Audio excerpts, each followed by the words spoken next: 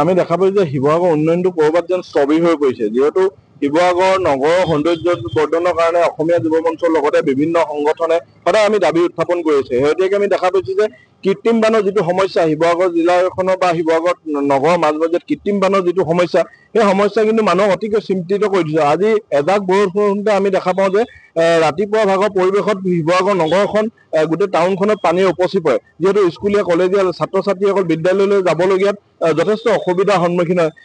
পথাচাৰী যিসকল ব্যৱসায় কৰে তেখেতলোকৰ অসুবিধাৰ সৃষ্টি হয়, যাত্ৰীসকল মানুহ অহা যোৱাৰ বাটত যথেষ্ট অসুবিধাৰ সৃষ্টি হয়। তাৰ সমান্তৰালভাৱে আমি শিৱসাগৰ নগৰটোত আমি দেখিছো শিৱসাগৰ নগৰ দুই পথ খান্দি থোৱা হৈছে, সেৱা বলক লগোৱা হৈছে। পৌৰসভাৰ এলেকা যিহেতু অধীনত কাম চলি আছে, গতিকে পৌৰসভাই এই ক্ষেত্ৰত গুৰুত্ব দিয়াৰ প্ৰয়োজনীয়তা আছে।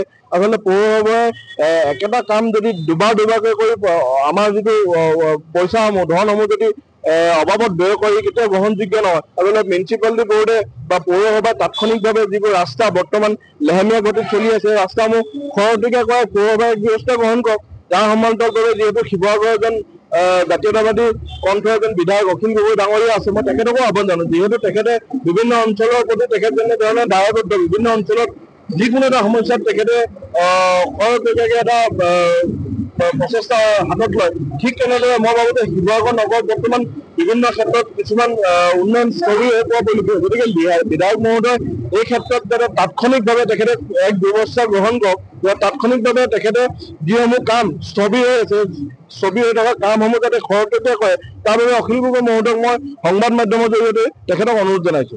প্ৰথম কথা হৈ গ'ল, অতিৰিক্ত শিৱসাগৰখন ধ্বংসগ্ৰহত পৰিণত হৈছে কিছু কিছু ক্ষেত্ৰত। বিশেষকৈ এজাক বৰষুণে আমাৰ শিৱসাগৰখন ডুবাই পেলায়। আৰু আচৰিত বিষয়, এই বৰষুণৰ ডুবাৰ পিছতো নতুনকৈ তেওঁলোকে পাইপ বহাইছে। পাইপ বহাইছে আমাৰ আপত্তি নাই, কিন্তু এই কামটো খৰতকীয়া হ'ব লাগে। কালি আমি গম পাইছোঁ স্কুলৰ ছাত্ৰ ছাত্ৰী, বৃদ্ধ বৃদ্ধা, আনকি বল অহা মানুহ তাত পৰা পৰিলক্ষিত হৈছে। আৰু এই যি দুই কাষে তেওঁলোকে যিটো ছিষ্টেমত বনাইছে, মিউনিচিপালিটি আমি খবৰ পাইছোঁ পিডাব্লিউডিলৈ ঠেলে, পিডাব্লিউডিয়ে মিউনিচিপালিটিলৈ ঠেলে। এই ঘটনাটো মানে দুদুমান অৱস্থাত। আচৰিত বিষয়, অকল সেই অঞ্চল বুলি ক'ব নোৱাৰি, আমাৰ ঐতিহাসিক দিশৰ দলঙৰ লাইটকেইটা নজ্বলা হৈছে মিউনিচিপালিটিৰ আণ্ডাৰত যিকেইটা আছে। আমাৰ ৰংপুৰ ৰুদ্ৰনগৰ পঞ্চায়তৰ যিকেইটা নলা, আপুনি দেখিব এজাক বৰষুণে মানুহৰ ঘৰৰ ভিতৰত পানী সোমাই হাহাকাৰ পৰিস্থিতি। আজি এই ক্ষেত্ৰত মই মাননীয় অখিল গগৈ যি ডাঙৰীয়া বিধায়ককো অনুৰোধ জনাইছোঁ, আপুনি বাহিৰত যিমানখিনি কৰে বিধায়ক সভাপতি হিচাপে আপুনি যাব লাগিব, কিন্তু ইয়াতো অলপ সময় দিয়াৰ প্ৰয়োজন। যিহেতু এই জ্বলন্ত সমস্যাখিনি সমাধান কিছু ক্ষেত্ৰত তেওঁলোকে যিটো প্ৰশাসন যন্ত্ৰ থাকে তেনেকুৱা আমি কিছু ক্ষেত্ৰত হেমাহি পৰা পৰিলক্ষিত হৈছে। আৰু বিধায়কজনে যেতিয়ালৈকে প্ৰেছাৰ ক্ৰিয়েট নকৰে কিছুমান সমস্যা সমাধান নহয়। সেইকাৰণে মই অখিল গগৈ ডাঙৰীয়াক আহ্বান জনাইছোঁ, আপুনি অকল এইটো মেটাৰ বুলি নহয়, যেন পানী সেইবা বহুতখিনি সমস্যা আছে শিৱসাগৰত। মই 4-5টা উদাহৰণে মাত্ৰ দাঙি ধৰিব বিচাৰিছোঁ। আৰু বিশেষকৈ টাউনৰ সমস্যাটো এইটো কাৰণে ডাঙৰ, যিহেতু তাত আমাৰ শিৱসাগৰখন এটা সৰু টাউন, আৰু গোটেই শিৱসাগৰৰ মানুহখিনি তাত একেলগতে একত্ৰিত হৈ বজাৰ হওক বা চাকৰি ক্ষেত্ৰত হওক, স্কুলৰ ছাত্ৰ ছাত্ৰী, আমাৰ ঐতিহাসিক কেইবাখনো মহাবিদ্যালয় আছে, স্কুল আছে, সেই তাত পঢ়িবলৈ ছাত্ৰ ছাত্ৰীসকল আহে। কিন্তু এতিয়া স্কুল খুলিবলৈ সময় হৈছে 1 তাৰিখৰ পৰা। এই 1 তাৰিখৰ পৰা যদি খুলি আকৌ এনেকুৱা এটা পৰিৱেশ হয়, তেতিয়াহ'লে ডাঙৰ ঘটনা ঘটিব। আৰু বিশেষকৈ কালি যিটো ছিষ্টেম দেখিছোঁ, মই এটা টাইমত পাৰ হৈ আহিছোঁ, ঘপকৈতো খান্দিলে, কিন্তু সিফালে যেন মানে ৰাস্তা আউটৰ ৱে দিব লাগে, কিন্তু মই এজন ট্ৰেফিক নেদেখিলোঁ। তেতিয়া মানুহ দুজনখনমান গাড়ী মানে সেই ছাইডত সোমাই যোৱাৰ পিছত আগত কৈছে এইটো 1 ৱে ৰাস্তা। তেতিয়া আগতে তেওঁলোকে কিয় এটা পৰিকল্পনা কৰি পেলাই কিয় এটা ৱে এটা ঠিক কৰা নাই, সেইটো কাৰণে প্ৰশাসন যন্ত্ৰটো কিছুমান ক্ষেত্ৰত বিফল হৈছে। আৰু অখিল গগৈ ডাঙৰীয়াক আহ্বান জনাইছোঁ, আপুনি বাহিৰত যিখিনি কাম কৰিছে কৰক, লগতে ইয়াতো সময় দিয়ক। মুক্তিনাথ চাৰিআলিৰ দুই কাষে ৰাস্তাতে তেওঁলোকে আচলতে ডাঙৰ এটা মানে নলা এটা সদৃশ মানে যিটো আচলতে খান্দি দিয়াৰ যিটো ব্যৱস্থা, এই ব্যৱস্থাটো কোনো পৰিকল্পনা নোহোৱাকৈ কৰা হৈছে। আৰু 3 মাহ দিন তেনেকৈ মানে খান্দি থোৱা ভাগে তেওঁলোকে পেলাই ৰাখিছে। ইয়াৰ ফলশ্ৰুতিত স্থানীয় ৰাইজৰ যথেষ্টখিনি অসুবিধাৰ সন্মুখীন হৈছে, আৰু বিভিন্ন ধৰণৰ আচলতে যান জঁটৰ অৱস্থাৰ সৃষ্টি হোৱাই নহয়, ইয়াত এক্সিডেণ্ট পৰ্যন্ত হৈছে। কিন্তু এই ক্ষেত্ৰত শিৱসাগৰ পৌৰসভাই হওক বা PWDয়ে হওক বা স্থানীয় বিধায়ক অখিল গগৈ ডাঙৰীয়াই হওক, কোনেও কিন্তু এই বিষয়টো কোনো ধৰণৰ গুৰুত্ব আৰোপ কৰা নাই।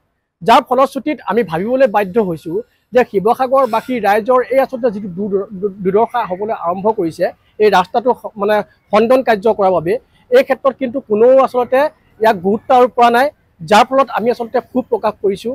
আমি আহ্বান জনাইছোঁ অখিল গগৈ ডাঙৰীয়াক, আমি আহ্বান জনাইছোঁ PWD কৰ্তৃপক্ষক, আমি আহ্বান জনাইছোঁ পৌৰসভা কৰ্তৃপক্ষক, আপোনালোক যোনেই নহওক, এই আচলতে যি আচলতে পৰিৱেশৰ সূচনা হৈছে টাউনৰ মাজমজিয়াত, এই পৰিৱেশটো আপোনালোকে নোহোৱা কৰক, যাতে আমাৰ শিৱসাগৰবাসী ৰাইজেই হওক বা বিভিন্ন ধৰণৰ যিসকল টুৰিষ্ট শিৱসাগৰলৈ আহে তেওঁলোকেই হওক, কোনো ধৰণৰ অসুবিধা নোহোৱাকৈ অন্ততঃ ৰাস্তাকেইটাত যাতায়াত কৰিব পাৰে, তাৰ এক পৰিকল্পনামূলকভাৱে আপোনালোকে যিকোনো ধৰণৰ নিৰ্মাণ কাৰ্য সম্পন্ন কৰক, অন্যথা কিন্তু ইয়াৰ বিৰুদ্ধে ব্যৱস্থা গ্ৰহণ কৰিবলৈ অনুসূচিত ছাত্ৰ সন্থাই সাজু হৈ আছো।